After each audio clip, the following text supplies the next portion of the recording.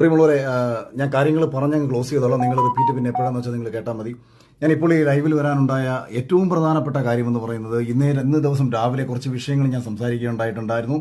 അതിനുള്ള പ്രധാനപ്പെട്ട കാരണം ബിഗ് ബോസ് എന്ന് പറയുന്ന ഷോയോട് നീതി പുലർത്താത്ത ഏഷ്യാനെറ്റിന്റെ തലപ്പത്തിരിക്കുന്ന ചിലരുടെ നെറുകേടുകൾ വളരെ കൃത്യമായിട്ട് അറിയാവുന്ന ഒരാളാണ് ഞാൻ.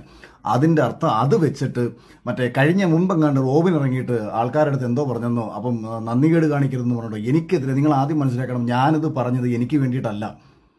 എനിക്ക് എന്തെങ്കിലും പ്രശ്നങ്ങൾ ഏഷ്യാനെറ്റിന്റെ ഭാഗത്തു നിന്നോ ബിഗ് ബോസിന്റെ അധികൃത ഭാഗത്തു നിന്നോ ഒന്നും ഉണ്ടായിട്ടില്ല എന്ന് മാത്രമല്ല, വളരെ കൂളായിട്ട് മുന്നോട്ട് പോയിക്കൊണ്ടിരിക്കുന്ന ഒരാളാണ് ഞാൻ സിനിമകൾ ചെയ്യാൻ നിൽക്കുന്ന ഒരാളാണ് ഞാൻ. എന്നെ സംബന്ധിച്ച് ഏഷ്യാനെറ്റുമായിട്ടും ഈ പറയുന്ന വ്യക്തികളുമായിട്ട് ഉണ്ടാവുന്ന എല്ലാ ബന്ധങ്ങളും എനിക്ക് എൻ്റെ ഭാവി ജീവിതത്തിൽ എനിക്ക് ഗുണകരമായി മാറത്തേ ഉള്ളൂ.